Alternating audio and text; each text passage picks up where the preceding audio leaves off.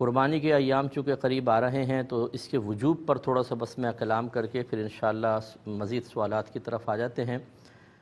قربانی کے ویسے تو 3 دنوں میں گھر کا ہر بالغ شخص جو مسلمان ہے اپنے اندر ان شرائط کو تلاش کرے، لیکن اکثر مزاج شرع یہی دیکھا ہے، جیسے حج کے بارے میں ہے کہ حج کی بھی جو شرائط ہیں وہ حج کے ایام میں دیکھنی ہوتی ہیں، لیکن فقہا نے واضح طور پہ لکھا کہ اگر کسی علاقے میں ان ایام سے پہلے حج کے قافلے تیار ہوتے ہیں تو بس وہ اسی وقت اپنے اندر ان شرائط کو تلاش کرے۔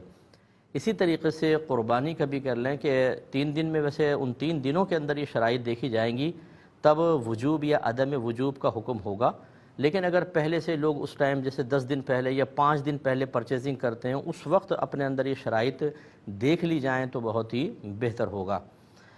قربانی ہمارے ہاں عمومی طور پہ ایسا ہوتا ہے کہ گھر کا سرپرست ہمیشہ کرتا ہے، یا پھر جس پہ قربانی جس کے پاس اچانک پیسہ آیا وہ یہ سمجھتا ہے کہ پہلے نبی کریم صلی اللہ علیہ وسلم کی طرف سے قربانی کرنی ہوگی پھر ہم کریں گے۔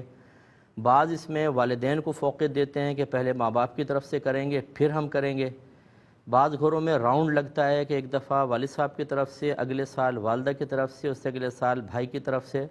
یہ تمام طریقے صحیح نہیں ہیں۔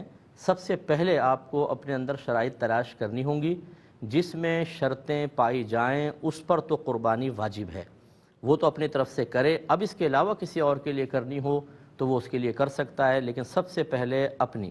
یہ نہیں کر سکتا کہ خود پہ قربانی واجب ہو رہی ہو اپنی قربانی نہ کرے، اور چاہے وہ نبی کریم صلی اللہ علیہ وسلم کی محبت میں ڈوب کر آپ کے لیے قربانی کرے۔ قربانی کرنا یہ الگ ثواب اس کو ملے گا، لیکن اپنی قربانی ترک کرنے پر گنہگار ہوگا۔ تو اس لیے قربانی کے ایام میں ہر شخص دیکھے جو گھر میں بالغ ہیں، بالغ جو ہے 15 سال کے بعد سمجھ لے بلوغت کا حکم ہو جاتا ہے، مسلمان ہوں بالغ ہوں۔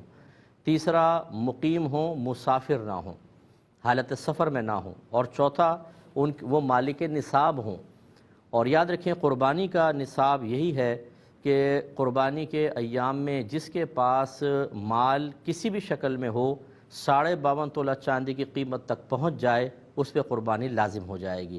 لہٰذا اگر تھوڑا سا سونا پڑا ہوا ہے جس کی آپ نے قیمت معلوم کی وہ 52.5 تولہ چاندی کے برابر بن رہی ہے، جو آج کل 45-50,000 تک ہو جائے گی، ریٹ اوپر نیچے ہوتے رہتے ہیں، آپ معلوم کر لیجئے گا سونار سے کہ 52.5 تولہ چاندی کتنے کی بنے گی، وہ آپ کو بتا دیں گے۔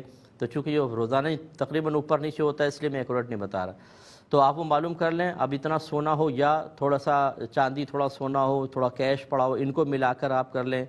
اسی طریقے سے کوئی آپ کے گھر میں ضروریات زندگی سے زیادہ ایسا سامان ہو، ضروریات زندگی والا سامان وہ کہلاتا ہے جس کے بغیر انسان کا گزارا مشکل ہو، جیسے گھر خود ضروریات زندگی میں آتا ہے، آپ کی سواری ہے، برتن ہے، فریج ہے، اگر آپ اے سی باقاعدہ یوز کرتے ہیں تو اے سی بھی ضروریات زندگی کے اندر آئے گا۔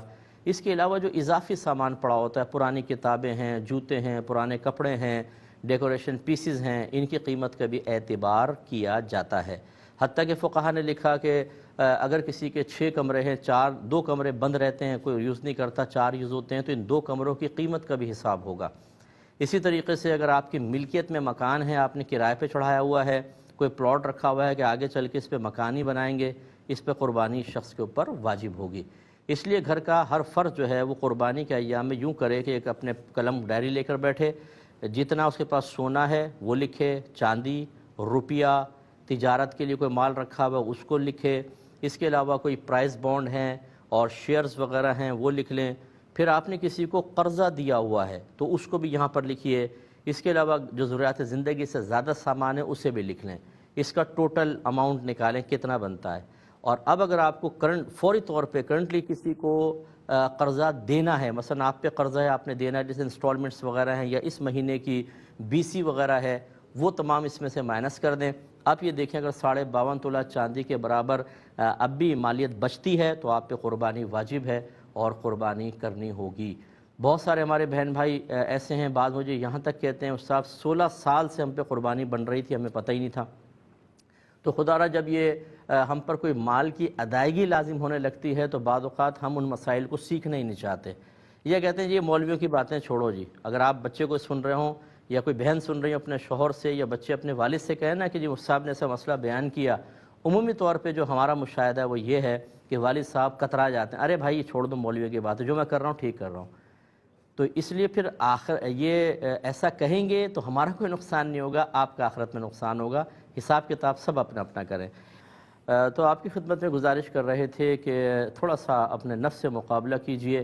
آپ ہر شخص اپنا احتساب کرے اور خود اپنا اپنا حساب کرے. مثال کے طور پہ گھر میں والد صاحب ہیں، زوجہ ہیں، 4 بیٹے بالغ ہیں، 2 بیٹیاں بالغ ہیں اور بہویں ہیں ہر بیٹے کی. تو بہویں اپنا اپنا حساب کریں، لڑکے اپنا اپنا حساب کریں گے، بیٹیاں اپنا حساب، زوجہ اپنا حساب اور شوہر اپنا حساب کریں گے. اور پھر دیکھیں گے جس جس پہ قربانی واجب ہے انہیں قربانی کرنی ہوگی. تو یہ ہو سکتا ہے کہ آپ کے گھر میں ہر سال ایک قربانی ہوتی ہو، آپ اپنے حساب سے کر رہے تھے، لیکن جب آپ حساب کریں گے تو آپ کو پتہ چلے گا کہ ہمارے گھر میں تو ہر سال 4 قربانیاں بنتی تھیں، 5 قربانیاں بنتی تھیں، 6 قربانی بنتی تھیں.